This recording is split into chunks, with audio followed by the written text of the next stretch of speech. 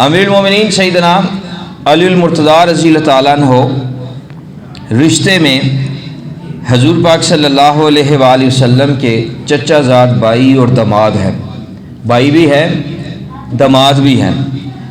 آقا پاک علیہ الصلوۃ والسلام نے سیدنا علی پاک رضی اللہ عنہ کو اپنا بھائی فرمایا، لیکن کبھی بھی علی المرتضیٰ رضی اللہ عنہ نے آقا علیہ الصلوۃ والسلام کو اپنا بھائی نہیں کہا۔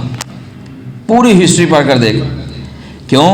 صحابہ رضی اللہ عنہم آقا علیہ الصلوۃ والسلام کا ادب اور ان کی تعظیم کرتے تھے، دنیا میں بھی اور پھر وصال کے بعد بھی۔